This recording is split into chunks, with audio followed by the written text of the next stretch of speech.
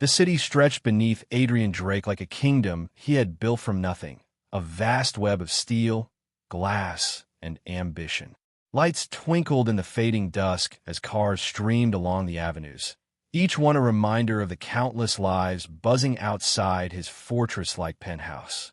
Adrian sat in his office, the leather chair beneath him soft and cold, the kind of chair meant for rulers and visionaries, the kind of chair he had earned through sheer determination, intelligence, and ruthlessness. He had been trained from childhood to take what he wanted, to command respect, to manipulate markets, to control people and outcomes. Yet there was one force in life he could not bend, one reality he could not negotiate with, and today it had come crashing into his meticulously ordered existence. 2 years. That was what the doctor had said, 2 years or less, though the word seemed almost like a cruel joke, a sentence rather than prognosis.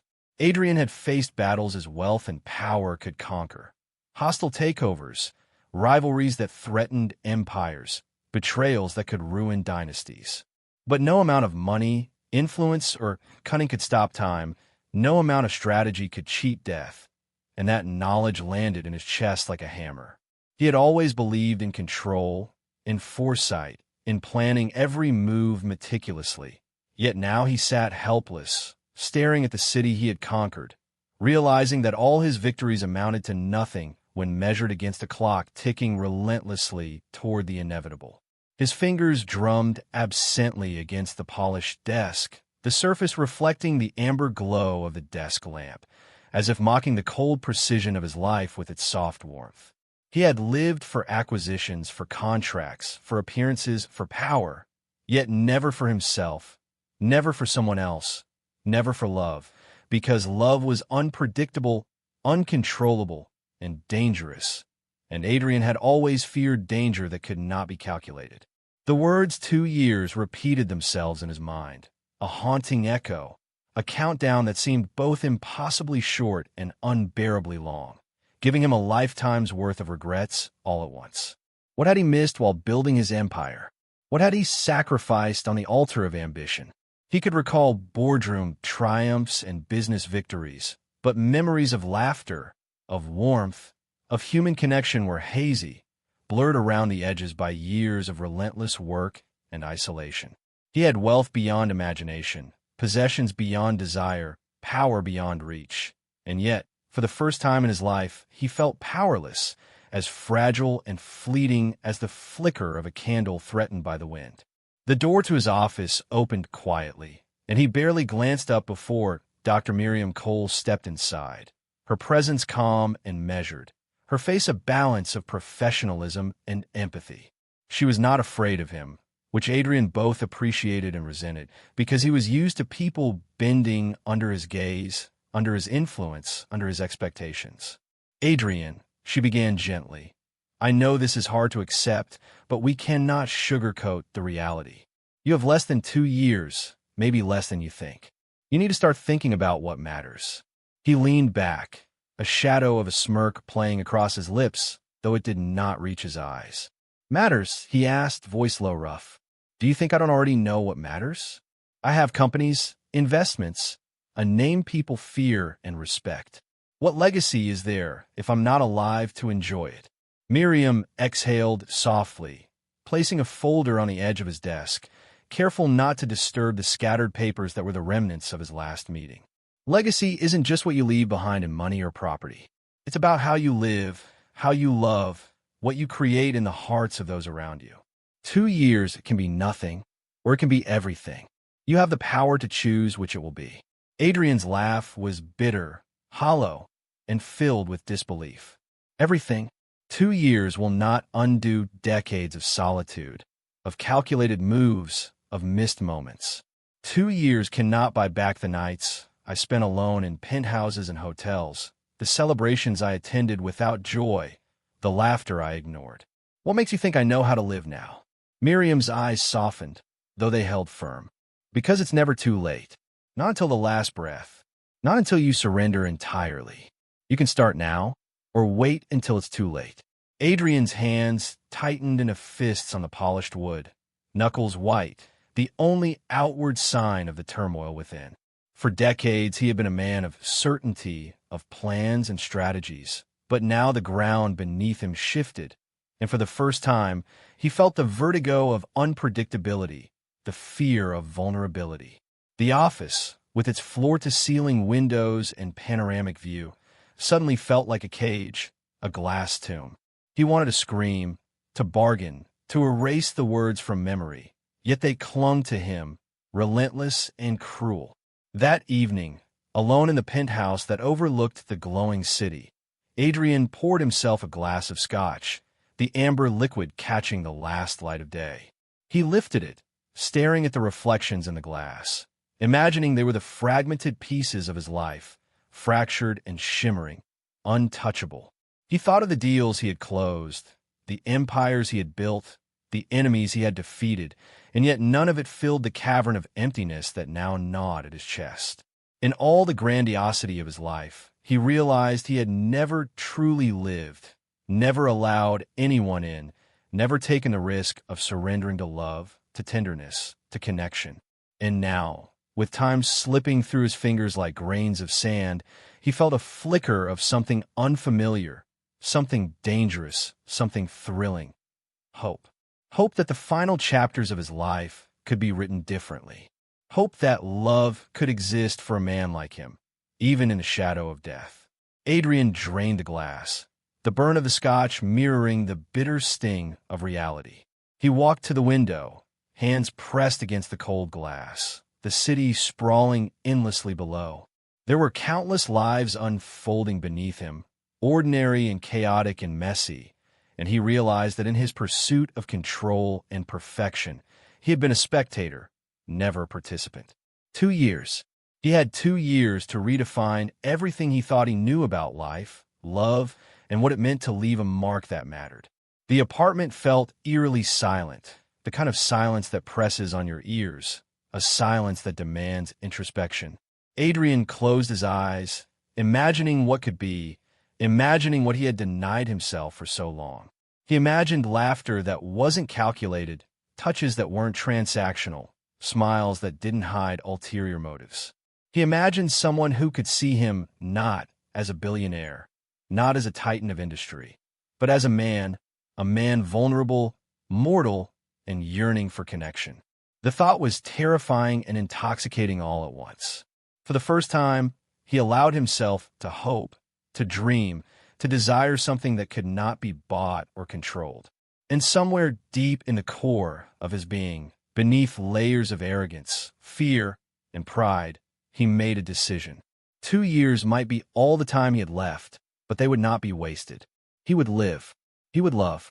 He would leave behind more than wealth, more than power, more than a name etched into skyscrapers and balance sheets. He would leave behind a story of a man who finally dared to live, who finally dared to love, even as the clock ticked down relentlessly. As the night deepened and the city lights shimmered like scattered stars, Adrian Drake felt something he hadn't felt in years, possibility. And with that possibility came a single, unspoken promise to himself, that the coming days would be unlike any he had known, that the heartbeats he had ignored for decades would now become his guiding rhythm, that love might finally find him before time ran out. He did not know who it would be, nor when, nor how, but he knew that change was inevitable, that his life, once a fortress of control and solitude, would soon be upended by forces he could not anticipate, forces that would test him, challenge him, and ultimately transform him. The thought alone sent a shiver down his spine. Adrian stared into the city lights, each one a tiny beacon of life and possibility. And for the first time, he felt both fear and exhilaration, the strange thrill of the man on the precipice of something irreversible. 2 years. That was all the time he had, yet in that moment, it felt like the beginning of everything. The morning after Adrian's private reckoning, he woke to the city bathed in a soft, golden haze, sunlight spilling across the polished marble floors of his penthouse. The glow should have felt comforting, yet it only reminded him of how hollow the space had become, how empty the victories of his life had left him. He dressed quickly, choosing a tailored suit that fit like armor, masking the vulnerability he was only beginning to understand. Today, he told himself, he would leave the apartment, speak to someone, see someone, perhaps even begin to explore what it meant to live outside the walls he had built around himself. He had a meeting scheduled with a charity foundation, something he had never cared for personally, always using philanthropy as a shield against guilt and public scrutiny. But today he allowed a faint curiosity to seep through. Arriving at the foundation's headquarters, he stepped into a world completely unlike the boardrooms and glass towers he commanded. The walls were bright, alive with photos of children and community projects, laughter and energy spilling from every corner. And there, amidst the organized chaos of creativity and compassion, she was. Eva. She moved with an effortless confidence that immediately drew his attention. Her hair pulled back in a casual yet elegant style. Her eyes sharp and bright as she organized volunteers, answered questions, and smiled in a way that seemed genuine and uncalculated. Adrian watched, unaccustomed to feeling like an outsider in a room, yet inexplicably drawn to her. He had seen countless people in his life, assistants, acquaintances, even rivals, but she was different. There was no pretense, no calculation in her movements, only authenticity. She noticed him the moment he stepped closer, her brow arching slightly, a faint smile playing at the corner of her lips. "Can I help you?" she asked, her voice calm but direct, carrying authority and warmth in equal measure. Adrian, who had always commanded conversations, felt a rare hesitation. I'm Adrian Drake," he said finally, the words sounding strangely formal even to him. "I'm here about the foundation." She studied him for a moment, her eyes scanning his expensive suit, his poised demeanor, and perhaps recognizing a man accustomed to power, yet somehow out of place in her world. "I see," she replied, her tone neutral but curious. "I handle most of the volunteers and events. If you want to contribute, we can discuss your ideas." Adrian was taken aback. She had not been impressed by his name, his wealth, or the authority that usually preceded him. For a man used to bending people to his will with a simple introduction, it was both shocking and intoxicating. He smiled, a slight tilt of amusement on his face. "I'm not here to impose," he said, surprising himself with the honesty in his tone. "I want to understand. Maybe even help." Eva raised an eyebrow, but said nothing, instead motioning for him to follow as she walked through the bustling office. Adrian observed everything, the dedication, the laughter, the chaos that somehow functioned perfectly, and felt a strange warmth rise in his chest. This was real, unfiltered life, and he realized he had never truly witnessed it before. As the day progressed, Adrian found himself drawn into conversations with Eva, their dialogue a careful dance of wit and subtle challenge. She questioned his motives, dissected his assumptions, and resisted being impressed by his status. And for the first time in years, he found himself intrigued not by power or influence, but by a mind that could meet his own. Between the planning sessions and volunteer coordination, their banter grew sharper, tinged with an unspoken tension neither dared to acknowledge.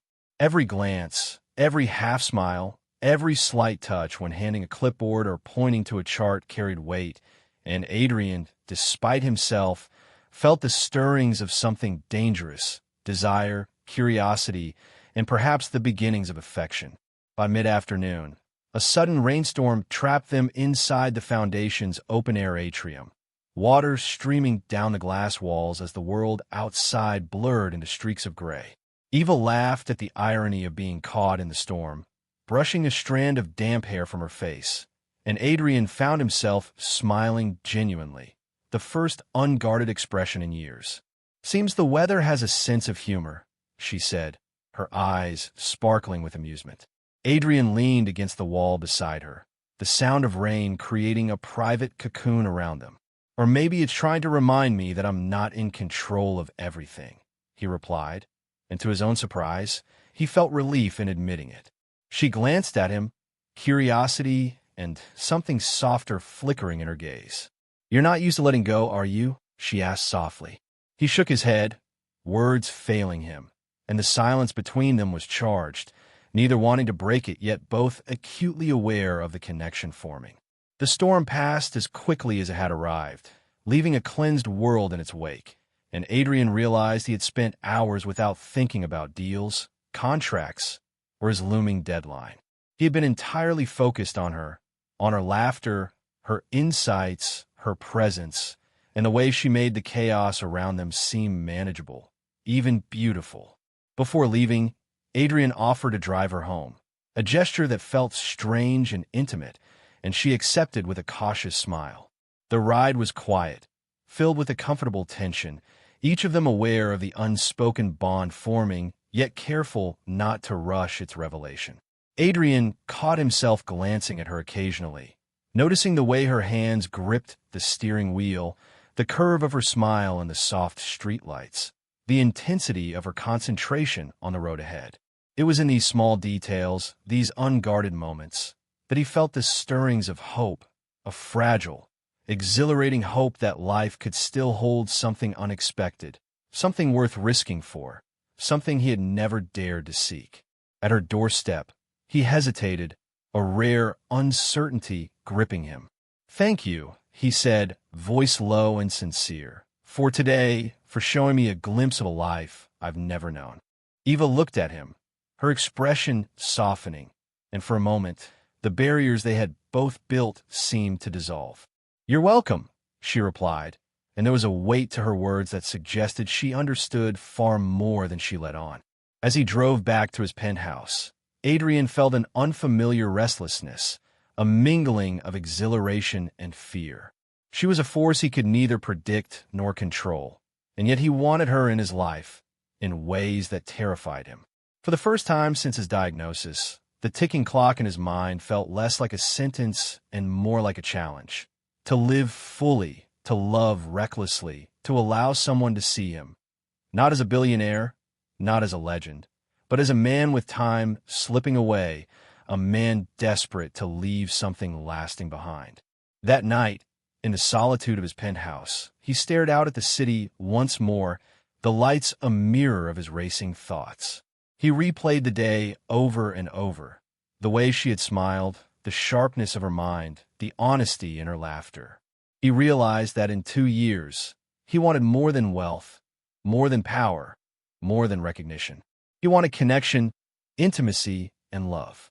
And perhaps, he hoped against hope, she could be the one to give him that, to teach him what it truly meant to live, even as the shadow of death loomed over every choice. Adrian closed his eyes, the city lights blurring into the darkness behind his eyelids, and for the first time in years, he allowed himself to imagine a future that included someone else, a future that felt fragile, terrifying, and beautiful all at once. Tomorrow, he promised himself, he would see her again. He would allow her to enter his life, even if just a little. And maybe, just maybe in the span of 2 years, they could create something extraordinary together, something neither money, nor time, nor fate could take away. The following morning, Adrian woke to the persistent hum of the city, but unlike the previous day, there was a restless energy stirring inside him, an anticipation that refused to be ignored. The memory of Eva lingered, her presence like a pulse in his chest, constant and insistent. He dressed quickly, choosing a charcoal gray suit that fit like a second skin, though it did nothing to conceal the unease that simmered beneath his composed exterior. There was a meeting scheduled at one of his subsidiaries, a routine he had endured countless times, yet today it felt like a pretext, a reason to move closer to the life he had glimpsed yesterday, the life that seemed to pulse through her every gesture. He arrived at the corporate building, the familiar glass and steel tower that had once symbolized his power, now feeling hollow, sterile, and meaningless in comparison to the vibrancy of the foundation. As he stepped into the lobby, his phone buzzed with a message from his assistant, informing him that Eva had been assigned to assist with a joint project between his company and the foundation, a partnership designed to enhance community programs. Adrian's heart caught in his throat. It was coincidence, or perhaps fate, but the thought of working alongside her for the coming days both thrilled and unnerved him. He allowed himself a moment to gather composure. smoothing the cuffs of his jacket and straightening his tie, a ritual he had followed for years before every important encounter. When he entered the conference room, Eva was already there, her notebook open, her brow slightly furrowed as she examined charts and reports, her focus absolute. She looked up as he entered, and for a brief moment, her eyes widened slightly, surprise mingled with a flicker of caution. "You're early," she said, her tone neutral, but carrying an undercurrent of amusement. "I thought billionaires prefer to arrive late and make grand entrances." Adrian allowed a rare smile to curve his lips, one not born of humor, but of genuine delight. "I found that some moments are worth being on time for," he said, and the subtle intensity in his voice did not go unnoticed. She tilted her head, curiosity softening the edge of her expression, yet she did not allow him the satisfaction of reading her completely. The meeting commenced, and despite the formal setting, Adrian noticed how she maneuvered through the discussions with confidence and clarity, challenging ideas without confrontation, proposing solutions without hesitation. It was a skill he admired, a rare combination of intellect and empathy that made her formidable yet approachable. Every glance she cast, every slight shift in posture, every thoughtful nod seemed to draw him further in, yet also reminded him of the walls he had built around his heart. By mid-morning, the formal meeting gave way to a series of tasks designed to coordinate the foundation's involvement with his company's resources. Adrian found himself paired with Eva, an arrangement he did not question but secretly welcomed. From the moment they stepped into the bustling office, the chemistry between them was palpable, an undercurrent that neither could deny, though both attempted to navigate with cautious restraint. "We need to organize the volunteer schedules for next month," Eva said, handing him a folder with crisp, clean pages. "I've already highlighted potential conflicts, but I need your approval for the funding allocations." Adrian took the folder, noting the precision with which she had arranged the information. "You've done all this yourself?" he asked, impressed despite himself. She shrugged, brushing a strand of hair behind her ear. "I like things to be efficient. It saves time for the things that really matter." Her words struck him, vague yet loaded, and he wondered what she meant, sensing there was more beneath her casual demeanor than she let on. The day passed with a rhythm that was at once ordinary and extraordinary. They moved from task to task, exchanging ideas, debating strategies, and sharing subtle laughter at moments when the pressure of logistics became too much. Adrian found himself drawn to her presence, not just her beauty or intellect, but the ease with which she carried herself, the integrity in her approach, the warmth that threaded through even her most critical observations. As afternoon descended, a sudden power outage plunged the office into dim lighting, the hum of machinery fading to silence.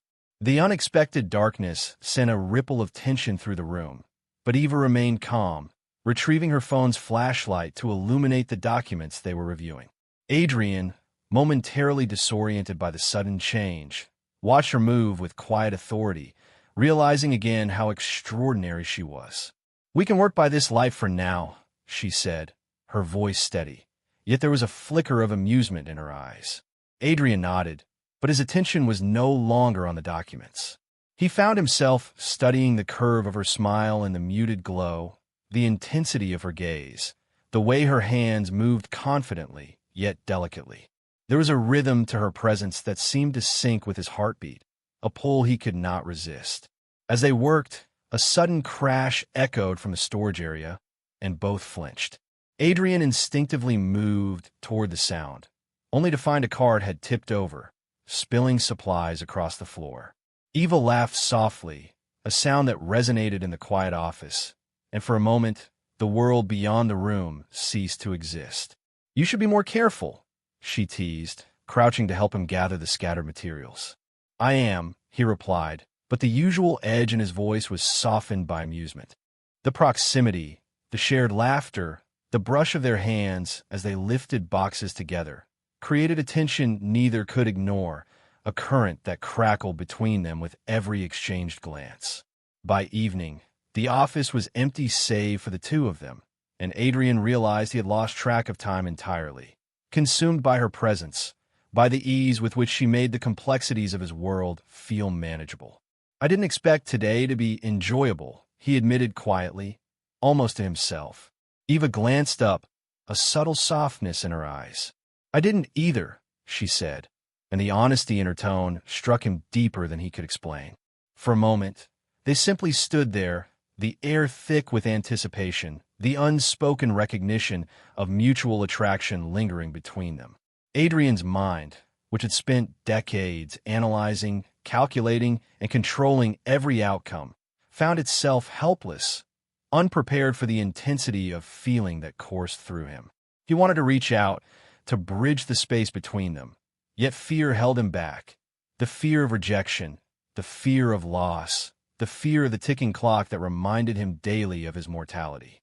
"I should go," Eva said softly, breaking the fragile spell, though she made no move to leave. Adrian nodded, though the thought of her departure left a hollow ache in his chest. "I'll walk you out," he said, his voice low, deliberate. They stepped into the quiet hallways, the echoes of their footsteps the only sound. The ride to her apartment was silent, yet laden with the weight of unspoken words, glances stolen in the reflection of the rearview mirror, hands hovering near each other without touching, each aware of the tension that simmered just beneath the surface. When they arrived, Adrian hesitated, his fingers lingering on the door handle, as if seeking permission to prolong the moment. "Thank you," he said finally, voice soft yet sincere. "For today. For everything." Eva met his gaze, the faintest flicker of warmth in her eyes.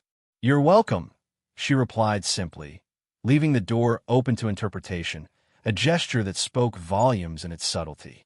As he drove back through the city streets, Adrian felt an unfamiliar restlessness, a combination of exhilaration and fear that he had not experienced in years. She was an enigma he could neither predict nor control, a force that challenged every assumption he had about life, love, and the possibility of happiness. He arrived at his penthouse to find the apartment silent, empty, and yet heavy with the presence of her absence. He moved through the familiar rooms, noticing the stark contrast between the opulence that had defined his existence and the warmth he had glimpsed in her world. For the first time since his diagnosis, he contemplated a future that did not revolve solely around wealth, power, or legacy, but around connection, intimacy, and the uncharted territory of love. The following days forced them into even closer proximity, as the joint project demanded long hours of collaboration, site visits, and planning sessions. Adrian observed her patience, her resilience, and the way she balanced compassion with efficiency. And with each passing moment, he found himself more entranced, more willing to confront the vulnerability that had always terrified him. They shared meals during hectic workdays, laughter during unforeseen mishaps, and quiet moments where words were unnecessary, the weight of shared experience speaking louder than dialogue. He began to notice the subtle signs of her thoughts, the small gestures that revealed her moods, the flicker of emotion in her eyes that conveyed understanding and curiosity simultaneously. And yet, despite the growing intimacy, Adrian remained haunted by the knowledge of his limited time, the shadow of his illness looming over every tentative step toward affection. The awareness of mortality made every moment with her more precious, more urgent, and yet more terrifying. He found himself asking questions he had never asked before, seeking advice, seeking connection, seeking something he had spent decades denying himself. One evening, as they reviewed plans late into the night, the city lights spilling through the windows, Adrian finally allowed himself a moment of candor. "Eva," he began, hesitating, unsure how much to reveal, "there's something you don't know about me." She looked up, her expression open but cautious. "And what's that?" she asked softly, yet her tone carried the weight of curiosity. He took a deep breath, the words heavy on his tongue. "I don't have much time," he said finally. "I was told I have less than 2 years to live." Her eyes widened, a mixture of shock, empathy, and something indefinable passing across her face. Silence followed, thick and charged, as the magnitude of his revelation settled between them. She reached out, lightly touching his arm in a gesture of reassurance. "Then we make the most of it," she said, her voice firm yet gentle. And in that moment, Adrian felt a shift, a fragile hope igniting in the depths of his chest. She had not recoiled, had not judged, had not run. Instead, she had accepted the reality of his mortality and offered companionship, understanding, and perhaps the first glimmer of love. The air between them changed after that confession, charged with intimacy, vulnerability, and unspoken promises. They worked side by side with renewed purpose, the looming timeline creating urgency and tension, the collaboration taking on new meaning. Adrian felt himself opening in ways he had never imagined, allowing thoughts, fears, and desires to surface, and Eva, in turn, revealed pieces of herself, her past struggles, her hopes, and her capacity for empathy.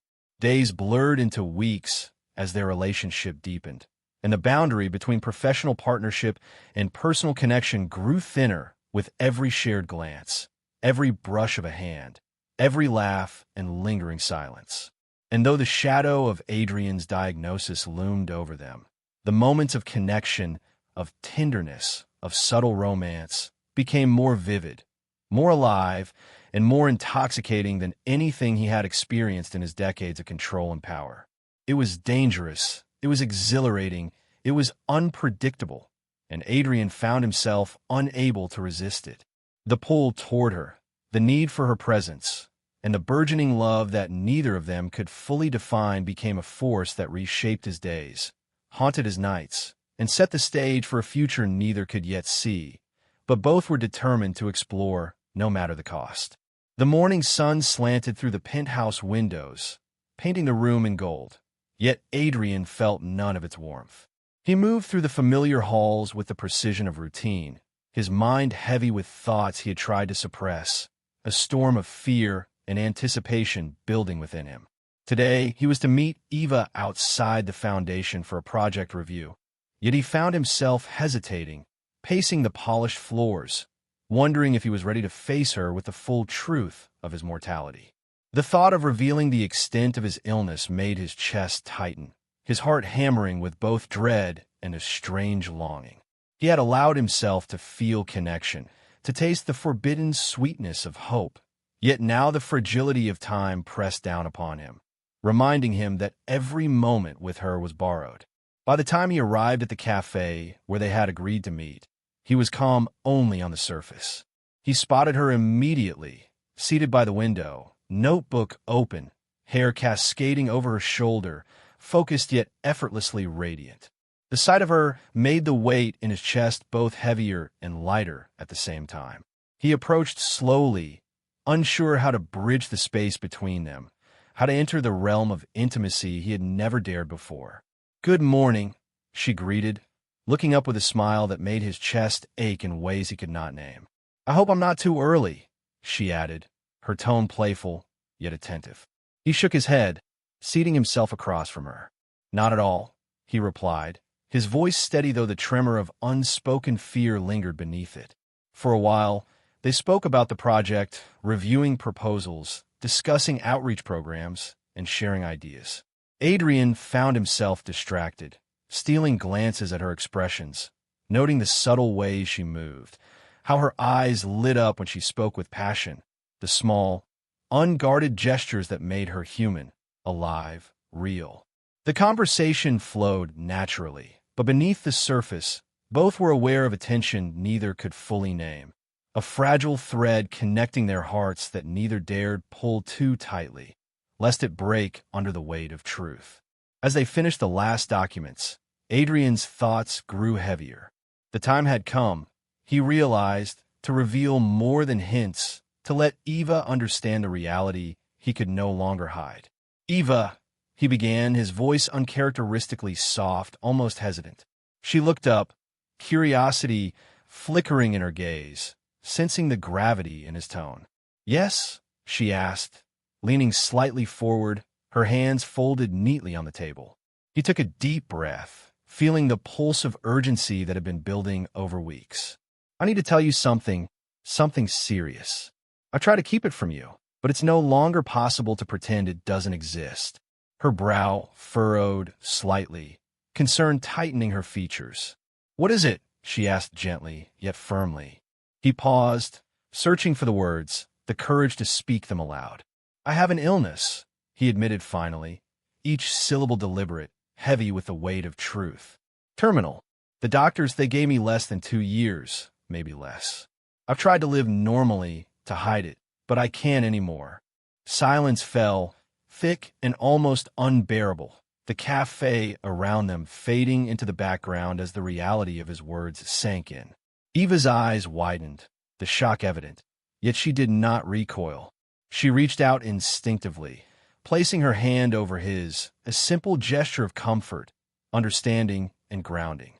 "Adrian," she began softly, her voice a mixture of empathy and disbelief. "Why didn't you tell me sooner?" He looked down at their hands, the warmth of her touch both comforting and torturous. "Because I didn't know if I could handle the reaction. I didn't know if anyone could stand beside me, knowing how little time I have. I thought I could protect them by keeping it hidden, but that was selfish. I realize that now." She squeezed his hand gently, her eyes meeting his with an intensity that stole the breath from him. "You don't have to protect me," she said, her tone steady, resolute. "I want to be here. I want to know. I want to share whatever time we have."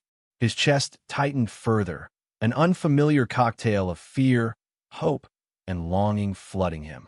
He had spent decades shielding himself, building walls to maintain control. Yet here she was, offering connection without hesitation, without fear, without judgment. It was both exhilarating and terrifying. They left the cafe together, walking in silence through the city streets, the morning bustle around them fading into insignificance compared to the gravity of what had just been shared. Adrian noticed how Eva walked beside him, her presence calm, yet purposeful, the kind of steadiness he had longed for without knowing it. Her hand brushed against his at one point, and neither withdrew, the contact a quiet acknowledgement of the bond forming between them. Over the following days, their work required them to spend even more time together, and Adrian found himself both comforted and haunted by her presence. Every moment was intensified by the knowledge of mortality, every glance charged with emotion, every conversation layered with unspoken fears and desires. Eva, for her part, navigated the revelation with a grace that surprised him. She did not pity him, nor did she falter in her professional approach.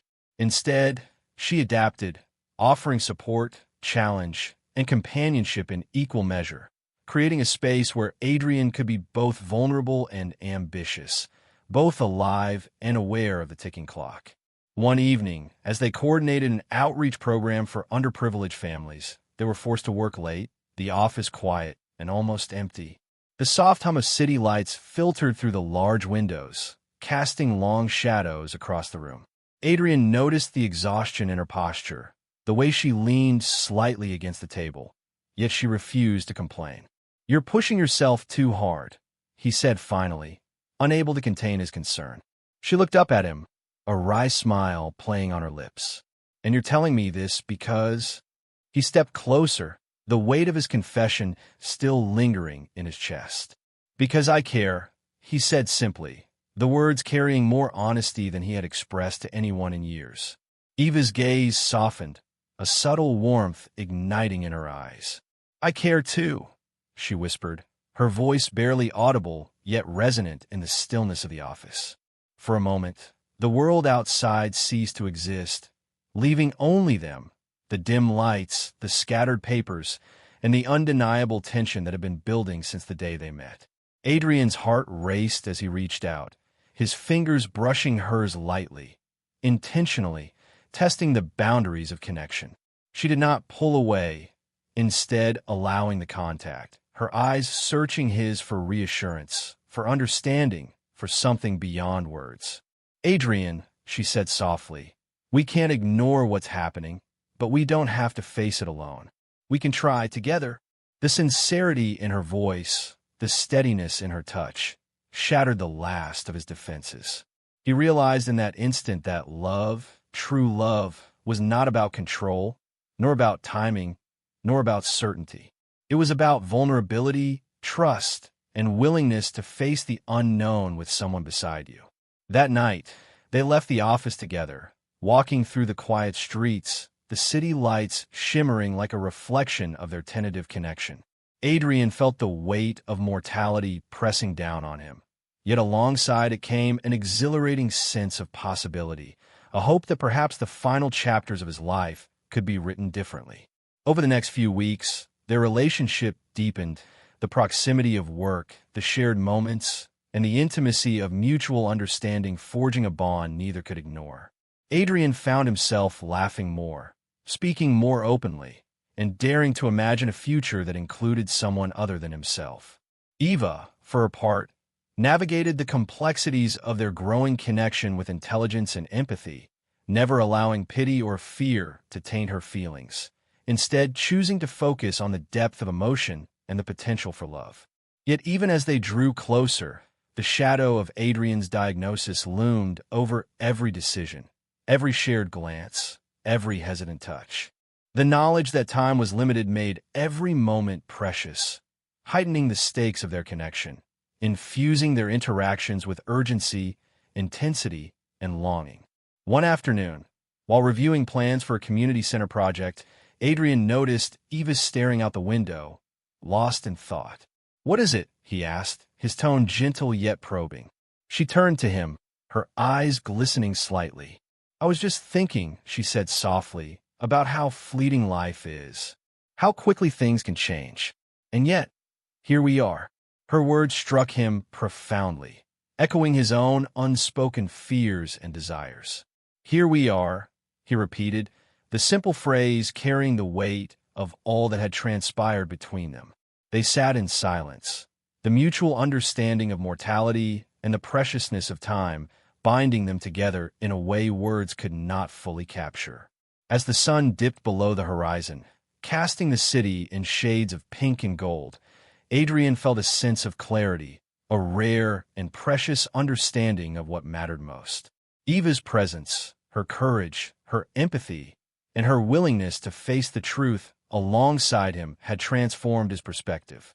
He realized that love was not about avoiding pain or loss, but about embracing the moments of joy, connection, and intimacy that life offered, no matter how fleeting. That evening, as they parted ways, Adrian felt the first stirrings of hope that perhaps he could experience more than regret and fear in the time he had left. He could allow himself to love, to be loved, to face the uncertainty of the future with someone who understood, who cared, and who could share in the triumphs and tragedies that life would inevitably bring. For the first time since his diagnosis, he allowed himself to imagine a life not defined by isolation, by control, or by fear, but by the possibility of genuine connection, intimacy, and love. And somewhere deep within him, a fragile yet persistent hope ignited. A hope that Eva could be the one to transform the last 2 years of his life into something extraordinary, something beautiful, something worth leaving behind. The days that followed felt like a delicate dance between two worlds, the structured, high-stakes life Adrian had always known, and the vibrant, unpredictable life that Eva embodied. Their collaboration on the foundation project continued. Each meeting, each site visit, each shared conversation pulling them closer in ways Adrian had long avoided.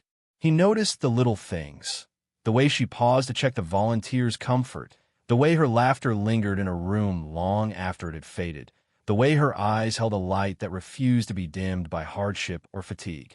For Adrian, whose life had been a series of calculated moves and precise strategies, it was disorienting and intoxicating to witness authenticity, to feel a presence that demanded nothing from him except the bare truth of himself. One afternoon, they arrived at a local community center that the foundation had funded for after-school programs. Children's laughter echoed through the halls, bouncing off the walls, raw and unpolished, yet filled with joy. Adrian felt a pang of longing, a strange envy for lives unencumbered by wealth, expectation, or impending mortality. Eva knelt among the children, her hands guiding small, careful movements as she taught them to paint. Adrian watched, quietly, as her face softened, illuminated by the sunlight streaming through the windows. For a moment, he wondered if he had ever seen someone glow like this, not with wealth or status, but with pure, unself-conscious life. He stepped closer, and she looked up, her gaze meeting his. "Want to try?" she asked, a playful challenge in her tone. He hesitated, then nodded, kneeling beside her and awkwardly picking up a brush. The children giggled at his hesitance, yet he found himself laughing, a sound he had not allowed himself to make in years, as Eva guided his hand with gentle patience. "You're a natural," she teased, and he shot her a mock glare. But his chest warmed at the compliment, at the ease of their interaction, at the simple joy of a moment untainted by business or mortality. Over the following weeks, their interactions deepened beyond the professional. They began sharing meals after long days, sometimes silent, sometimes filled with laughter, their conversations drifting from work to dreams, to fears, to memories of lives lived and lost. Adrian found himself revealing pieces of his past he had long buried. Childhood moments of loneliness, years of relentless ambition, regrets he had never dared to voice. Eva listened, never judging, never pitying, only responding with empathy, insight, and subtle encouragement that made him feel seen in ways he had never imagined possible. The tension between them, already palpable, began to shift into something more intimate, more deliberate. A hand lingered a moment too long on the small of the back as they navigated crowded streets. A brush of fingers as they exchanged documents. Shared glances across crowded rooms that spoke of connection without words. Adrian, who had spent decades controlling every interaction, every emotion, every relationship, found himself powerless, vulnerable, and increasingly desperate for proximity to her. Yet even as the romance blossomed, subtle signs of challenge began to surface. During a meeting with a potential donor, Adrian noticed a familiar figure lurking at the edge of the room, a man whose expression combined curiosity and veiled hostility. Adrian recognized him immediately. Lucas Varon, a business rival with a penchant for exploiting weakness. Their eyes met briefly. A silent warning passed between them, and Adrian's pulse quickened, the thrill of danger mingling with the rush of newfound affection. He realized that the world he had sought to leave behind, the world of competition, manipulation, and betrayal, had not forgotten him. Later that evening, as he and Eva worked late at the foundation office, he spoke hesitantly, the words heavy with unspoken tension. "There are people who will try to complicate this," he said, voice low. "They've always existed, and they'll continue to exist. But I want to protect you from them, from me, from everything that could hurt you." Eva looked up at him, her gaze steady and unwavering. "I don't need protection," she said softly. "I need honesty. I need to know where you stand, what you feel. If we're doing this together, we face everything together." The sincerity in her words struck him profoundly. He realized that she was not only willing to accept his mortality, but to step into the storm with him, to navigate the perilous terrain of love, danger, and limited time. The following weekend, Adrian took a bold step. He arranged for a private retreat at his countryside estate, a secluded property far removed from the chaos of the city, a place where they could work on the project and, perhaps, explore the fragile connection between them in a space free from prying eyes. Eva arrived, her eyes bright with curiosity and tempered excitement. The estate was expansive, the gardens meticulously maintained, yet alive with the untamed beauty of nature. Adrian guided her through the grounds, showing her the hidden nooks and sunlit terraces, sharing stories from his childhood that had never reached anyone else's ears. They worked in tandem on plans for the community programs, yet every glance, every shared smile, every subtle touch carried weight beyond the professional. As evening fell, they sat on a terrace overlooking the rolling hills, a soft breeze carrying the scent of blooming flowers. The world felt suspended in that moment, removed from deadlines, mortality, and the encroaching threats of the outside world. "Adrian," Eva said softly, breaking the comfortable silence. "I've never met anyone like you. You're complicated, intense, and frighteningly honest. And yet, there's something in you that wants to live, to feel, to experience. I can see it." He turned to her, the shadows from the lanterns playing across her features, accentuating the warmth and intelligence in her gaze. "It's terrifying," he admitted, "to allow someone in, to risk everything, knowing the time I have is so limited. But I can't help myself. I can't stop wanting this. Wanting you." She reached out, her fingers brushing his, and he felt a spark, a current of electricity that seemed to pulse through every nerve.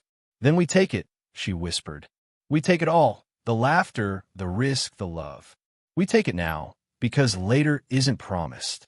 And so, under the fading light of the sunset, they allowed themselves to exist in that fragile, stolen moment, letting the world and its rules fade away. The boundaries of professional decorum dissolved into quiet intimacy, shared laughter, and tentative touches that carried more weight than words could convey. Yet even in this moment of tenderness, Adrian's mind could not ignore the undercurrent of threat that always lingered at the edges. Lucas Varen's presence in the city, subtle whispers of competitors seeking leverage, and a looming shadow of his illness all reminded him that love, even now, could not exist in isolation. It was a storm that demanded navigation, courage, and vigilance, and Adrian felt the dual burden of both protecting and surrendering to something he had long denied himself. Over the next several days, their relationship deepened further. They shared morning coffees before work, late-night strategy sessions at the office, and quiet walks through the city streets after long days of meetings. Every interaction, every exchange, every smile, built upon the fragile foundation of trust, vulnerability, and growing affection. Adrian found himself planning not for deals or acquisitions, but for moments with her, for gestures that would show his appreciation, his admiration, his desire. He introduced her to friends cautiously, revealing pieces of his world without overwhelming her, while she, in turn, remained grounded, insightful, and unwavering, offering perspective that challenged his assumptions and softened his cynicism. Yet amidst the sweetness of these moments, Adrian remained acutely aware of the ticking clock. He knew that each passing day brought him closer to the limits of his time, that the threat of loss hovered at the edges of every tender glance, every whispered word, every brush of skin against skin. And he realized that the stakes had never been higher.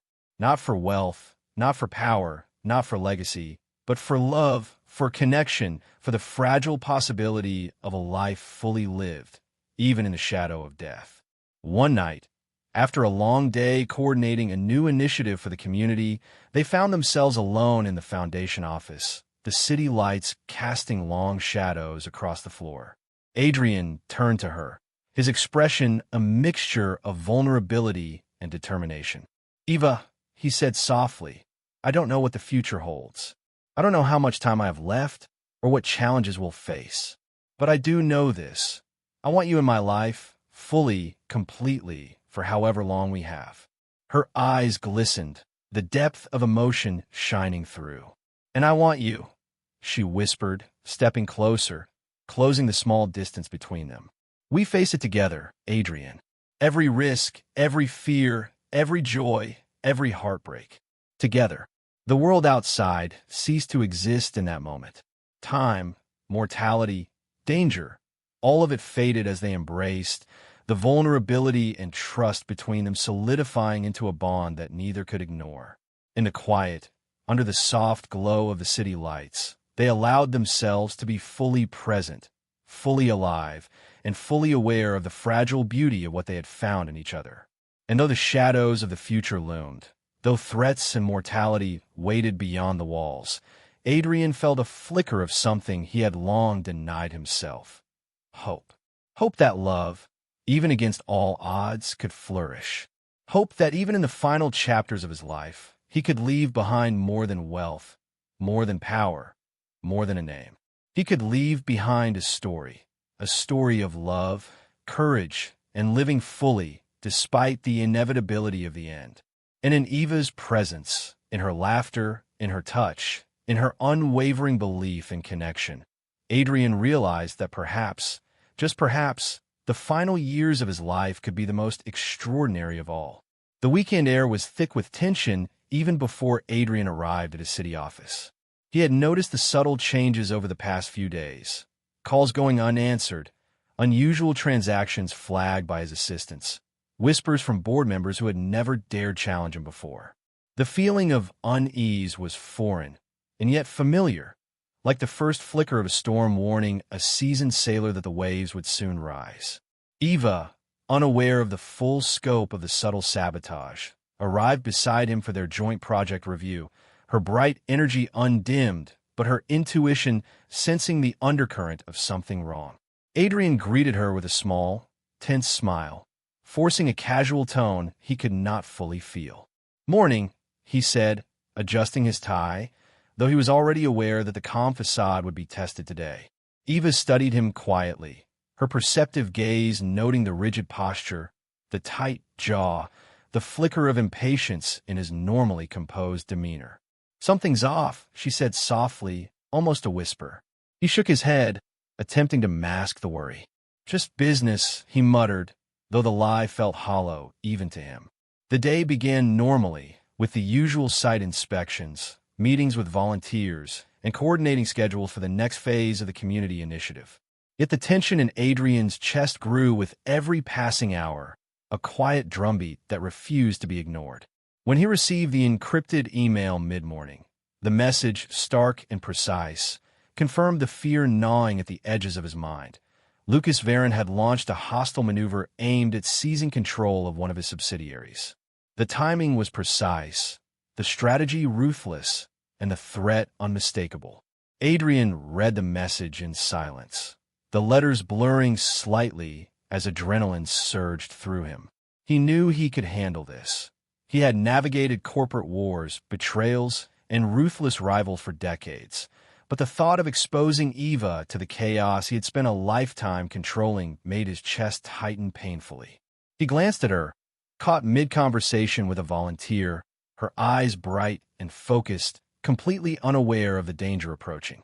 The weight of responsibility pressed down on him. "Eva," he said, pulling her gently aside, her brow furrowed in concern at his sudden seriousness. "What is it?" She followed his lead as he stepped into a quiet corner of the office. "There's trouble," he said cautiously, careful to keep his voice low. "A business rival, Lucas Varon, is attempting to take control of one of my subsidiaries. It's precise, calculated, and it could spiral quickly." Eva's eyes widened, the sharp intelligence in her gaze flickering into a new dimension of concern. "And that could affect you and the project?" she asked.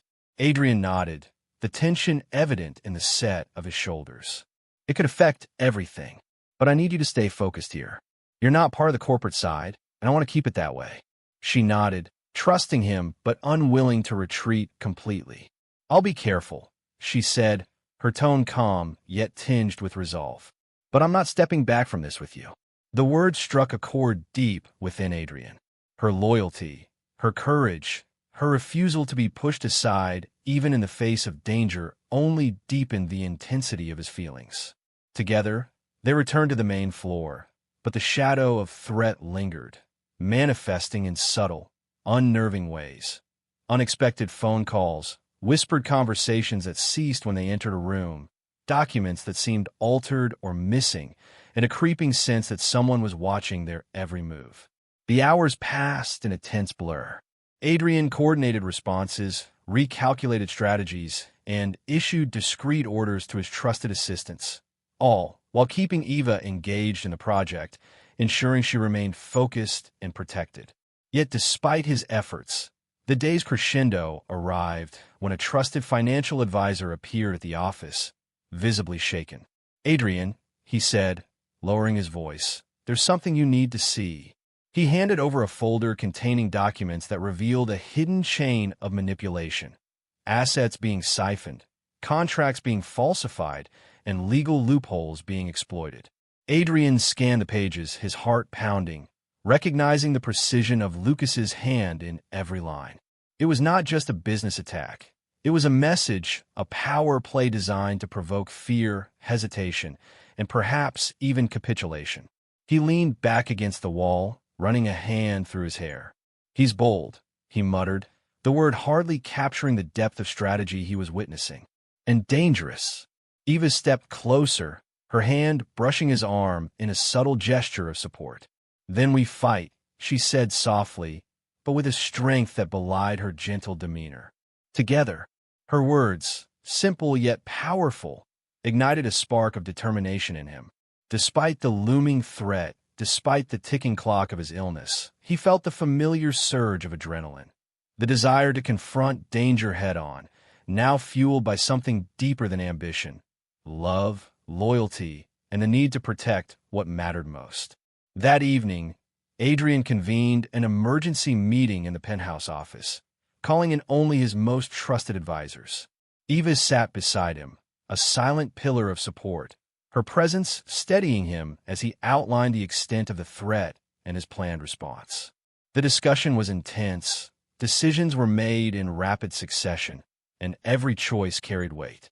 As the night wore on, the tension gave way to a strange rhythm, a synchrony between Adrian and Eva that neither had experienced before. Every glance, every nod, every shared understanding reinforced the fragile, growing intimacy between them. Yet just as they began to feel a sense of control, a new twist arrived in the form of a phone call from Lucas himself. The line crackled, and Adrian's pulse quickened as the familiar, smug voice entered the room. "Good evening, Drake," Lucas said, a hint of amusement in his tone. "I see you've noticed my little move. Quite clever, don't you think? Or perhaps naive." Adrian's jaw tightened. "This ends tonight," he replied, his voice low, controlled, yet simmering with intensity. Lucas chuckled, the sound sharp and calculated. "Oh, I think it's only beginning. But don't worry. I'm sure you'll figure out a way to survive, if you can handle the pressure." The line went dead, leaving an echo of menace in its wake. Adrian's fists clenched, but his gaze fell on Eva. She met his eyes, unwavering, and in that moment he realized that fear was not an option, not with her beside him. Together, they would navigate the storm, confront the danger, and protect not only their work but the fragile bond that had begun to define his existence.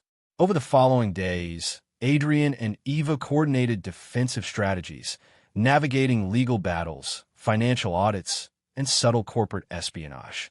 The work was exhausting, the tension nearly unbearable, yet it served to deepen the connection between them. In moments of brief respite, they found small pockets of intimacy, shared coffee in the early morning light, hands brushing while sifting through documents, quiet smiles exchanged across crowded offices. Each moment became precious, intensified by the awareness of both external threat and Adrian's mortality. Then, in the midst of the chaos, a personal twist threatened to unravel the delicate balance they had built. Eva discovered a document, misplaced but revealing, that linked Lucas's maneuver not only to professional rivalry, but to someone within Adrian's inner circle. The betrayal, subtle yet deliberate, shocked her. She confronted Adrian quietly, showing him the evidence, her eyes wide with disbelief. "Someone close to you is helping him," she said softly. Adrian's expression darkened, a mix of anger, hurt, and disbelief flickering across his face. "I suspected as much," he admitted, voice tight, but seeing it confirmed, it changes the game entirely. They spent hours analyzing the documents, piecing together the chain of betrayal, strategizing their next move. The threat had become personal, the stakes higher than ever. Yet even in the face of deception and danger, the bond between Adrian and Eva only strengthened. They found solace in each other, strength in their unity, and a shared resolve that whatever the outcome, they would face it together. That night, as the city sprawled beneath them, Adrian and Eva stood on the terrace of the penthouse, the cool night air brushing their faces. "No matter what happens," Adrian said softly, "I want you to know, I've never felt anything like this before. With you, even with everything against us, I feel alive." Eva took his hand, holding it tightly. "And I feel the same," she whispered. We'll face everything together. And maybe that's what makes life worth living. The nights stretched endlessly, filled with quiet intimacy, shared hope, and the unspoken promise of love forged in the midst of chaos. Despite the betrayal, despite the looming threat of Lucas Varen, and despite the shadow of mortality, they allowed themselves to exist fully in the moment, letting the fragile, growing flame between them burn brighter, stronger, and more defiantly than ever before. And in that defiance, Adrian realized something profound. Even in a life measured by control and precision, by wealth and power, love remained the most unpredictable, the most dangerous, and the most beautiful force of all. The following week arrived with a grim inevitability. Adrian felt the first undeniable toll of his illness that no amount of adrenaline or adrenaline-fueled determination could mask. Morning fatigue settled into his bones like lead, a slow, insistent reminder that time was not his ally. He attempted to mask it as usual, hiding the tremor in his hand, the subtle strain in his voice. But even as he sat across from Eva in their office, her perceptiveness was relentless. "Adrian, are you okay?" she asked softly, her gaze tracing the faint pallor of his skin, the almost imperceptible tension around his eyes. He forced a tight-lipped smile, dismissing the concern with practiced ease. "I'm fine," he said, though the word felt hollow even to him. But Eva did not let it go. She had seen enough of him over the past weeks to recognize the truth behind the mask, the vulnerability behind the iron control. "You're not fine," she said firmly. "I've seen you push yourself beyond reason. And now, I see the cost." He opened his mouth to protest, but the fatigue, the weakness, the unrelenting ache in his chest silenced him. She reached across the desk, her hand brushing his, a touch that carried both concern and unwavering support. "You don't have to face this alone, Adrian," she said, her voice steady yet gentle. "Let me in. Let me help." Her words, simple and direct, struck a chord deep within him, cutting through layers of fear, pride, and decades of self-imposed isolation.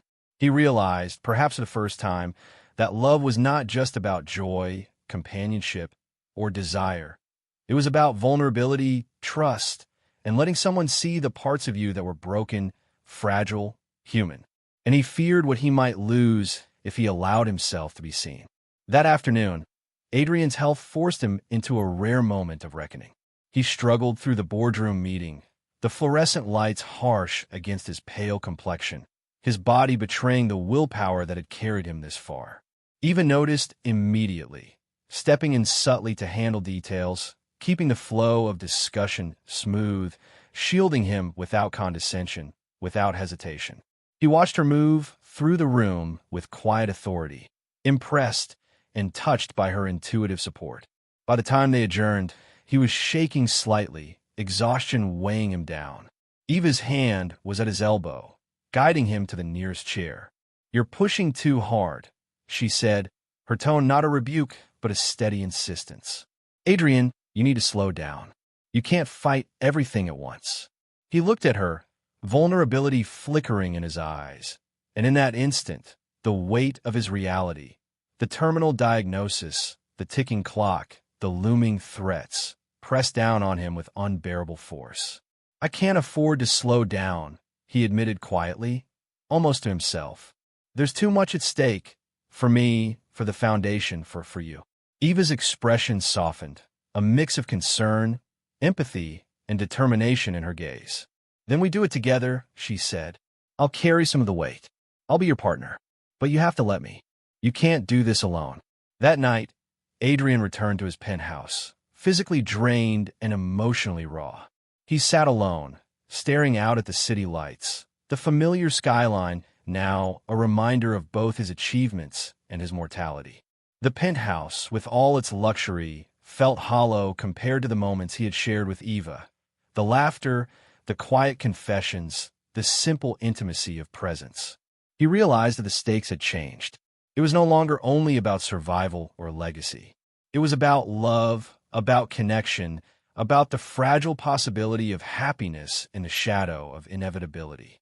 The following days were a blur of work, planning, and stolen moments. Adrian found himself alternating between bursts of energy and periods of weakness, each fluctuation a cruel reminder that time was slipping away. Eva remained steadfast, her presence a constant, stabilizing force. She refused to let him carry the burden alone, often insisting on accompanying him to meetings, assisting with the foundation work, and even sharing late-night strategy sessions. Their bond, already intense, deepened under the pressure, weaving trust, intimacy, and reliance into an inseparable thread. But then came the first true test, a crisis that would shake the foundation of their connection. Adrian collapsed during a high-profile board meeting, the first undeniable public manifestation of his illness. The room erupted into chaos, assistants rushing forward, colleagues staring in stunned silence, whispers of concern and speculation filling the air. Eva was immediately at his side, her hand steady as she guided him out of the room, her presence the anchor that kept panic at bay. "You scared me," she said quietly, her voice taut with emotion as she supported him toward the elevator. He met her gaze, the vulnerability in his eyes raw and unshielded for the first time.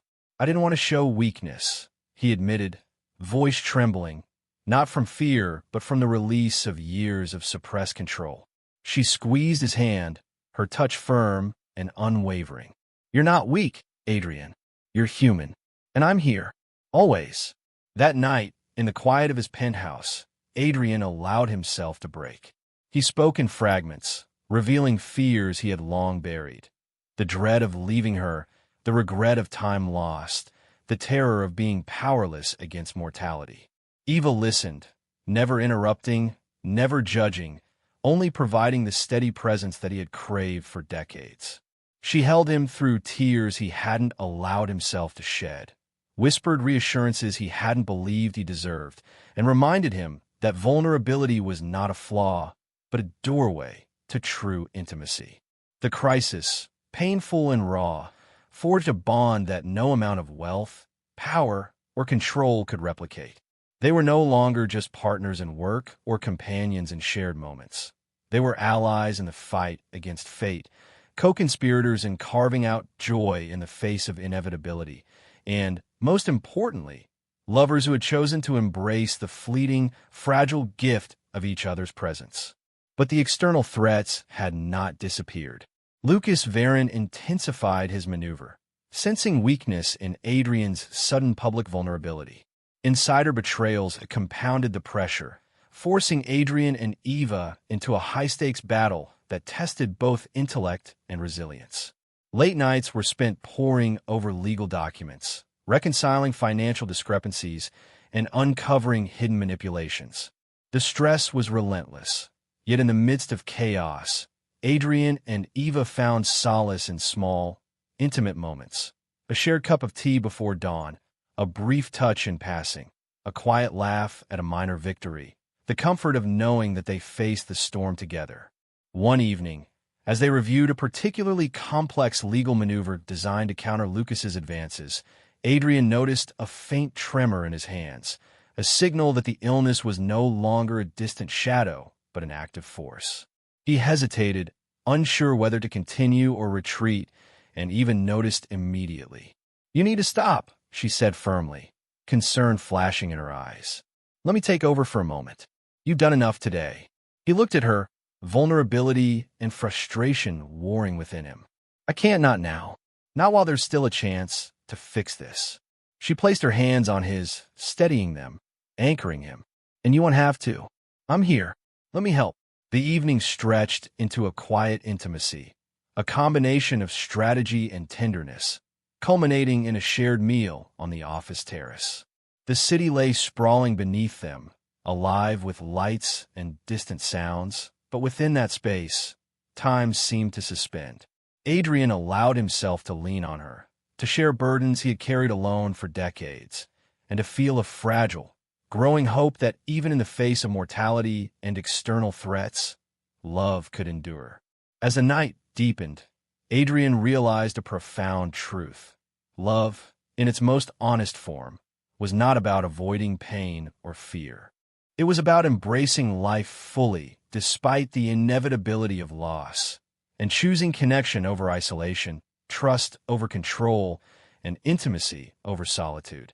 And in Eva, he had found that love, a partner not only in joy but in struggle, not only in desire but in survival, a presence that illuminated the shadows of his existence with warmth, courage, and unwavering devotion.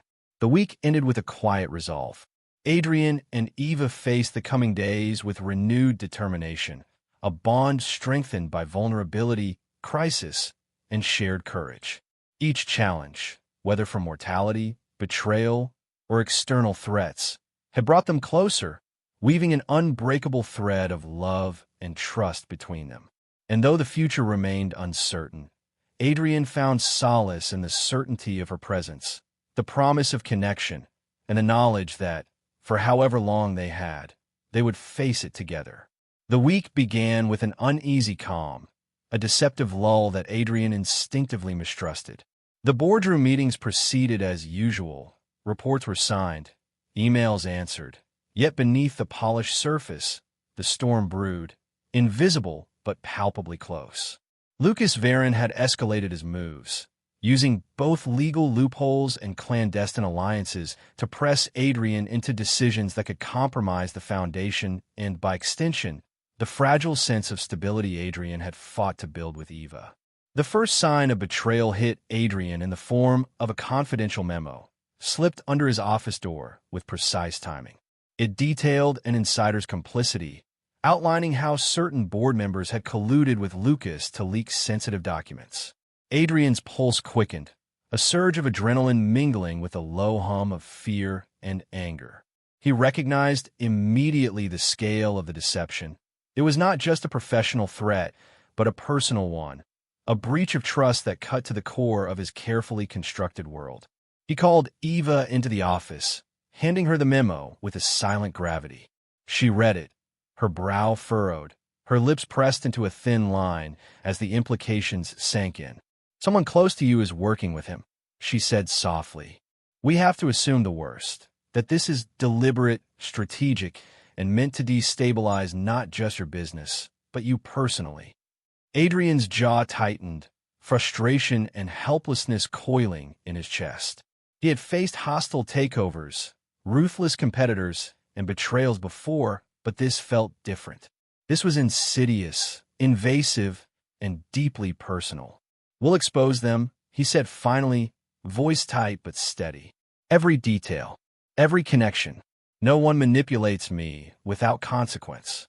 Eva nodded, her presence both grounding and empowering. "And I'll be with you," she said firmly. "Every step. But you need to trust me with the process, with the decisions, with the strategy. We can't do this alone." The bond between them, forged under pressure, now became both armor and catalyst. Together, they devised a plan, a meticulous counterstrike that required precision, patience, and unwavering focus. Late nights stretched into early mornings, spent poring over documents, analyzing financial transactions, and uncovering hidden communications. The work was exhausting, and Adrian's health wavered under the strain. Yet Eva remained steadfast, not only supporting him, but contributing insight, perspective, and unwavering commitment. Yet the emotional stakes had never been higher. Each revelation, each confrontation, each minor victory against Lucas came with the gnawing awareness that time was slipping faster than either of them could control. Adrian felt the pressure not just of business, but of mortality. Every heartbeat a reminder of the limited days he had left, every decision a measure of the legacy and love he hoped to leave behind. The first major confrontation came unexpectedly. A trusted board member, whom Adrian had counted among his closest allies, met him in the private lounge of the penthouse.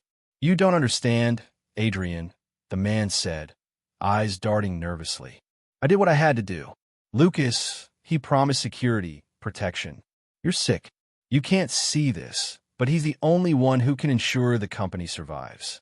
Adrian felt a mixture of rage and despair, the betrayal cutting sharper than any business maneuver could. "You chose him over everything we've built?" he asked, voice low and dangerous. Over trust? Over loyalty? The board member shifted, uncomfortable under the intensity of Adrian's gaze. I did what I thought was best, he muttered. I had no choice. Eva stepped forward, her presence calm but firm. No, she said, voice sharp and unwavering. You had a choice. You chose deceit, and now it will be exposed. The confrontation was swift and decisive, but the damage was done. Adrian realized that the threat was larger than he had imagined. That Lucas's strategy extended beyond corporate maneuvering to the very people Adrian had relied on most. That evening, Adrian and Eva met in the quiet of the penthouse terrace, overlooking the city lights. The tension of the day weighed heavily, yet in the stillness, Adrian allowed himself a moment of vulnerability. I've never felt so powerless, he admitted, his voice tight with emotion. Not because of the business, not because of Lucas, but because of the people I trusted. I've built walls my entire life to protect myself, and even that wasn't enough. Eva reached out, placing a hand over his, her touch grounding him. You're not powerless, she said softly. You're human, and right now, you're letting someone in me. We face this together. You don't have to carry it alone. The weight of her words, the sincerity in her eyes, and the warmth of her touch stirred something profound within him. In that moment, Adrian realized that love was no longer a gentle undercurrent, but a lifeline, a force capable of carrying him through betrayal, danger, and mortality alike. But the night was far from over. Just as they prepared to strategize for the next move, a message appeared on Adrian's secure line. A photograph, grainy but unmistakable. It showed Lucas meeting secretly with Eva's mentor, someone Adrian had trusted to support her growth and guidance. The betrayal was staggering, the timing calculated, the implications terrifying. Adrian's grip on the device tightened, the room spinning slightly as adrenaline surged. Eva, noticing the tension, glanced at the screen. Her face paled, realization dawning. This doesn't make sense, she whispered. I trusted him. I trusted you. How could this happen? Adrian swallowed hard, his chest tight. It's not you, Eva. This is manipulation. Lucas is trying to isolate you, undermine our trust, and create doubt. We can't let him succeed. Her eyes met his, a mix of hurt, fear, and determination. Then we fight, she said firmly. Together. Always together. That night, their strategy became more than a plan against corporate sabotage. It became a battle for integrity, trust, and survival. Every step was deliberate, every move calculated, yet every glance and touch between them carried the emotional weight of betrayal narrowly avoided, love fiercely protected, and the awareness that time was finite. As days passed, Lucas escalated further, using the media, insider leaks, and subtle legal pressure to unsettle Adrian. Each move tested their bond. Each challenge demanded trust, patience, and unwavering resolve. Adrian's health, already fragile, wavered under the combined strain of illness, emotional stress, and relentless corporate warfare. Yet Eva remained a constant, not only providing emotional support, but contributing insight, strategy, and calm under fire. One evening, after a particularly grueling confrontation with Lucas, Adrian collapsed in the penthouse office, exhaustion overtaking him. Eva was immediately at his side, guiding him to the couch, supporting him with a strength that combined tenderness and authority. You're pushing too hard, she said softly. You need a rest. We fight smarter, not harder. He looked at her, vulnerability and admiration mingling in his gaze. I don't want to lose this. I don't want to lose you. Her hand rested on his, warm and steady. You won't lose me, she whispered. But you must trust me. Let me help. Let me carry some of the weight. We're a team. We always have been.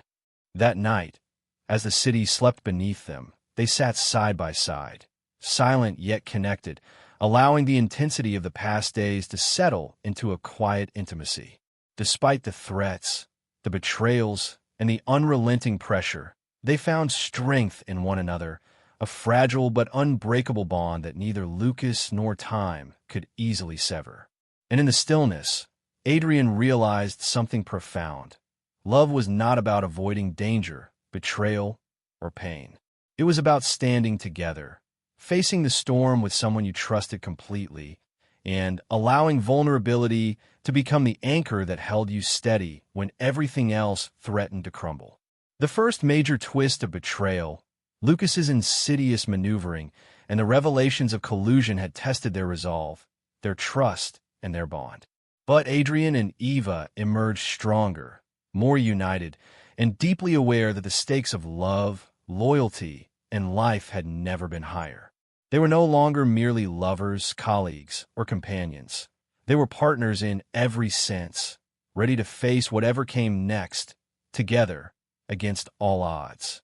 The city had taken on a peculiar stillness that morning, as if holding its breath in anticipation of the chaos that had been building for weeks. Adrian moved through the penthouse with a quiet urgency, reviewing final strategies to counter Lucas's maneuvers and secure the Foundation's projects. Yet beneath the polished efficiency, there was an unmistakable fragility, his body protesting in ways that no wealth, adrenaline, or determination could mask. The illness that had long shadowed him was no longer a subtle undercurrent. It was a tidal force, pressing down on him relentlessly. Each step required conscious effort. Each breath demanded attention, and each heartbeat reminded him that time was fleeting. Eva arrived, radiant as ever, yet carrying the weight of the past betrayals, threats, and crises. She had become more than a partner. She was his anchor, his confidant, and the one presence that made the storm bearable. The morning began with a flurry of phone calls, emails, and meetings, each one a calculated move against Lucas's increasingly desperate attempts to destabilize Adrian's empire. The tension was palpable, a constant thrum in the air that neither could ignore. At midday, the first direct confrontation arrived. Lucas had orchestrated a public disclosure of financial discrepancies, exploiting the insider betrayals Adrian had discovered. News outlets were ready, whispers of scandal rippling through the city's elite circles. Adrian read the reports in silence, a slow-burning fury building within him, yet tempered by the weight of his condition. He turned to Eva, whose steady gaze met his, offering calm amidst the rising storm. "We knew this would happen," she said softly. "Now we respond. Together." He nodded, drawing strength from her presence. "Together," he repeated, the word carrying the weight of commitment, defiance, and love. That evening, they convened in the Foundation office, surrounded by loyal advisors and legal teams. Plans were laid, responses drafted, and countermeasures executed with precision. Yet amidst the strategic focus, Adrian felt a tremor of weakness that could no longer be ignored. He excused himself briefly, retreating to a secluded corner of the penthouse. The tremor escalated into a sharp pain in his chest, forcing him to sit, clutching the edge of the marble counter as a wave of panic mingled with exhaustion. Eva arrived almost instantly, her eyes wide with concern. "Adrian!" she exclaimed, her voice tight with fear. She guided him to the couch, kneeling beside him, her hand firm on his arm. "Talk to me. What's happening?" He struggled to draw a breath, each inhale shallow, each exhale a painful effort. "It's worse," he admitted, voice tight. "I've been fighting it, hiding it, pushing through, but it's catching up." Tears threatened his eyes, a vulnerability he had long resisted exposing. "I can't lose this," he whispered, not referring to the Foundation or wealth, but to the fragile, burgeoning life he had found with her. Eva's hands gripped his gently, unwavering. "You won't lose this. Not while I'm here. You're not facing this alone." She called for his private physician immediately, coordinating with efficiency and calm that rivaled any corporate maneuver. The doctor arrived within minutes, confirming what Adrian had long feared. His condition had worsened rapidly, and without immediate intervention, he was at serious risk. The news struck like a physical blow, yet Eva remained his anchor. She guided him through the protocols, held his hand during tests, and reassured him with a quiet authority that grounded him even as fear clawed at his chest. That night, as monitors beeped and medications were administered, Adrian and Eva found a quiet moment amidst the controlled chaos. He took her hand, his grip weak but determined.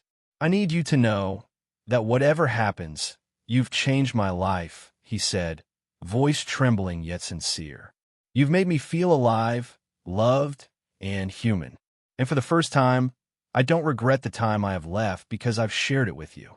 Eva's eyes glistened with emotion, tears threatening to spill. "And you've changed mine, Adrian," she whispered. "You've shown me courage, vulnerability, and the power of choosing love even when the world conspires against you.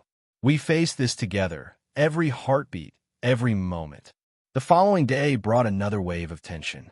Lucas, sensing Adrian's weakened state, had escalated further, attempting to leverage the publicized financial concerns to force a board vote against Adrian's leadership.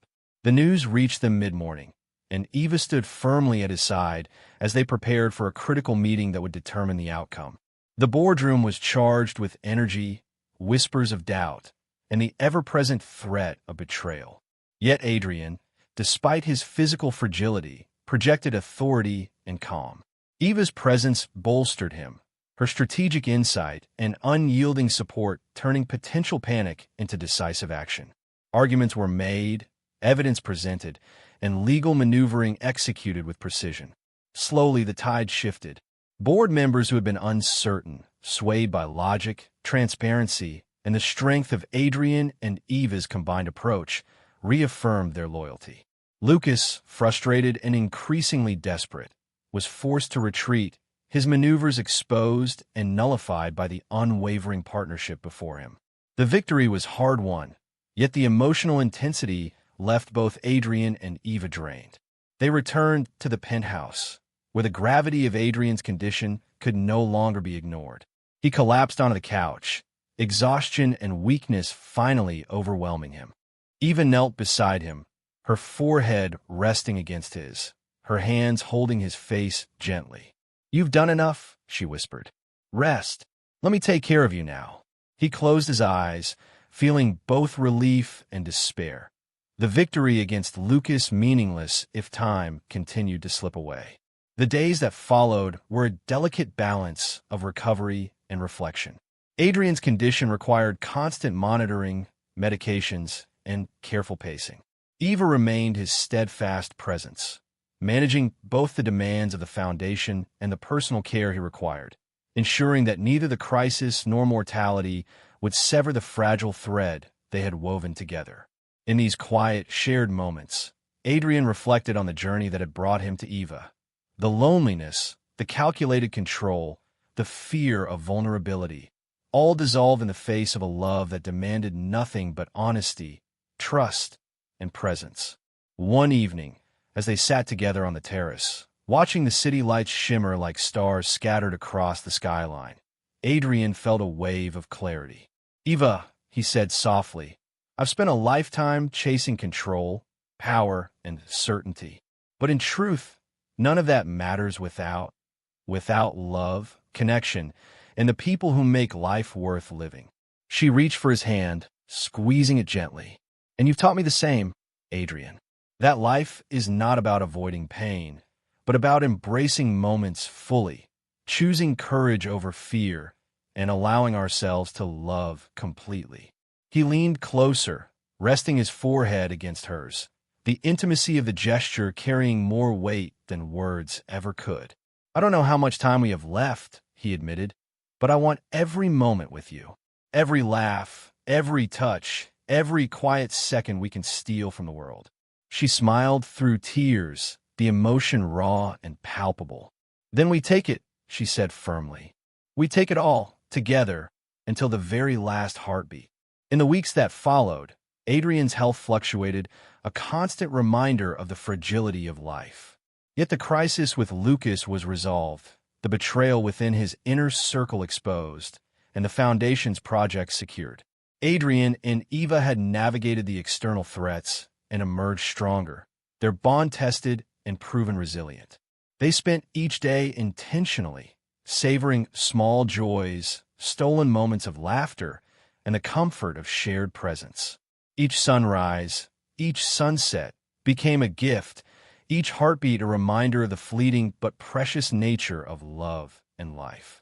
The climax of tension, both from external threats and Adrian's mortality, had brought them to a profound understanding. That love was not about the absence of fear, weakness, or betrayal, but about embracing connection fully, courageously, and without reservation. Adrian, lying in Eva's arms one quiet night, realized that he had found more than a lover or partner. He had found a sanctuary, a reason to live fully even as the shadow of mortality loomed. Eva's touch, her warmth, her unwavering presence, had transformed the final chapters of his life into a story of courage, intimacy, and profound love. And as the city slept beneath them, they allowed themselves to simply exist together, aware of the fragility of time, yet refusing to let it dictate the depth of their connection. In the silence, broken only by the distant hum of the city, Adrian whispered, "Whatever happens, thank you for finding me, for loving me, for standing with me." Eva held him tighter, pressing her lips to his forehead. "And thank you for trusting me.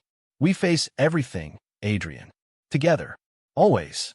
The night stretched endlessly, filled with quiet intimacy, unspoken promises, and a fragile hope that even in the face of mortality, love could endure, transform, and make every remaining moment extraordinary.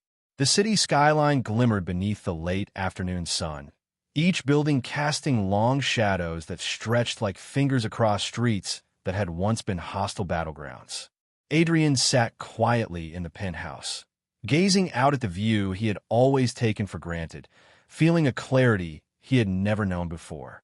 The chaos of Lucas Varen's attacks, the betrayals, and the near collapse of his empire had passed, leaving a calm that was as unfamiliar as it was precious. But Adrian knew that this calm was temporary. His illness, relentless and unforgiving, would not pause for victory, for reconciliation, or for love. He felt it in the subtle tremor of his hands, the tightness in his chest, the fatigue that settled into his bones like a slow tide. Yet alongside the inevitability of mortality, there was something else, something vibrant, vital, and far more urgent than business or legacy. There was Eva. She moved through the room with quiet energy, reviewing plans for the foundation, checking details, and occasionally stealing glances at him. Adrian watched her, captivated not by her beauty or brilliance alone, but by the fierce and unwavering love she had given him. In her presence, the weight of impending mortality felt lighter, the fear of time slipping away tempered by the knowledge that he had experienced something few could, a love that had transformed his final years into moments of extraordinary fullness. He rose slowly, moving toward her, each step deliberate, conscious of the fragility of his body. "Eva," he said softly, his voice carrying the weight of everything unsaid over the past months. She turned, eyes bright with attention, a smile touching her lips. "Yes, I need you to promise me something," he said, taking her hands in his. His grip was gentle yet urgent. "Promise me that whatever happens, you continue to live fully. That you continue the foundation, continue helping others, continue loving with all your heart. And promise me that you'll raise our child knowing the love we shared." Eva's eyes widened, tears brimming. She had known this moment was approaching, yet the clarity of his words, the mixture of vulnerability and conviction, pierced her heart. "Adrian, I promise," she whispered. "I promise. Always." He smiled faintly, relief and love mingling in the expression, though his body protested against the effort. "Good. Then let's not waste any more time," he said, a glimmer of mischief returning to his voice. "I want the rest of our days, as many as we have, to be ours. Completely." They spent the next days embracing life in its most intimate forms. Mornings were spent watching the sunrise from the terrace, coffee in hand, quiet conversations flowing easily. Afternoons involved carefully planned foundation work, Eva guiding the volunteers while Adrian offered advice and encouragement, a subtle joy in being part of something bigger than himself. Evenings were theirs alone, dinners in the penthouse, laughter spilling across rooms, hands brushing, touches lingering, kisses unhurried, each moment a defiance of the ticking clock. One night, under the soft glow of candlelight in the penthouse, Adrian revealed the final secret he had been carrying, the one truth that would ensure the continuation of his legacy: the arrangements for the heir. Eva listened intently as he spoke, detailing a small trust he had set up, funds allocated specifically for her and their child, ensuring security without burdening her with the weight of the empire itself. "This is not about money," he said, his voice low, intense. "It's about ensuring that whatever happens to me, the life we've built, the work we've done, continues. Our child will know love, stability, and the truth that they are part of something real, something extraordinary." Eva nodded, tears slipping freely now, her fingers tracing the lines of his face with reverence. "It's perfect," she whispered, "because you've made everything perfect, even when life feels impossible." The final days together were spent in quiet joy, stolen moments, and small, intimate confessions. Adrian grew weaker, yet the strength of love, of connection, carried him forward. Each heartbeat was a triumph, each breath a gift. Eva remained steadfast, a constant presence, holding him, feeding him, laughing with him, crying with him, loving him fully even as the inevitability loomed. Then, one quiet afternoon, a soft knock came at the penthouse door. A midwife, discreet and professional, had arrived, a final step in a carefully planned culmination of love and legacy. Adrian watched as Eva prepared, her face a mixture of anticipation, fear, and exhilaration. He held her hand as they stepped into the room together, their bond palpable, unspoken, and fiercely protective. Hours passed in a delicate rhythm of pain, effort, and unwavering support. Adrian, though weak, remained present, whispering words of encouragement, soothing her with touch and gaze, holding on to the smallest victories, the smallest signs of life emerging. And then the moment arrived. The cries of a newborn filled the room, raw and insistent, a sound that shattered fear and despair with its purity. Eva held their child in her arms, tears streaming, laughter mingling with sobs, and Adrian felt a surge of emotion unlike anything he had ever known. He reached out, fingers brushing the soft, delicate skin of their child, marveling at the tiny life that had emerged from love, courage, and devotion. "We did it," he whispered, voice breaking. "We created life together." Eva smiled through tears, her gaze never leaving his. "And you'll always be part of this," she said softly. "Always. You're here in every heartbeat, in every breath, in every step we take from now on." The first weeks were filled with a quiet intensity, balancing care for the newborn with the remaining moments Adrian could muster. His body continued to weaken, yet the moments of intimacy, love, and presence with Eva and their child made each day radiant, precious, and unforgettable. Every touch, every laugh, every shared gaze became a memory etched with permanence, a defiance of mortality through connection and love. One evening, as the sun dipped low, painting the skyline with hues of orange and crimson, Adrian sat with Eva and their child, the three of them together in the quiet of the penthouse. "You are the most beautiful part of my life," he whispered to Eva, fingers brushing through her hair. "And this little one, our legacy, everything I've wanted to protect, to nurture, to love, it's here in you both." Eva leaned against him, holding the child close, her lips brushing his temple. "And we'll carry it forward," she said softly. "Always. In love, in courage, in life." Adrian smiled faintly, eyes closing briefly, the weight of fatigue and fulfillment mingling. For the first time in decades, he felt a complete sense of peace, a clarity that came not from power, wealth, or control, but from love, connection, and the knowledge that his life, though finite, had mattered profoundly. In the quiet of the night, with city lights shimmering and the soft breathing of their child as a lullaby, Adrian whispered his final words, not of fear or regret, but of love. "I love you," he murmured, voice barely audible. "Always, I love you." Eva pressed her forehead to his, tears streaming, lips trembling. "And I love you," she whispered back. "Forever." The final act of Adrian's life unfolded not in grand gestures, wealth, or power, but in the quiet intimacy of family, the fulfillment of love, and a legacy of connection and courage.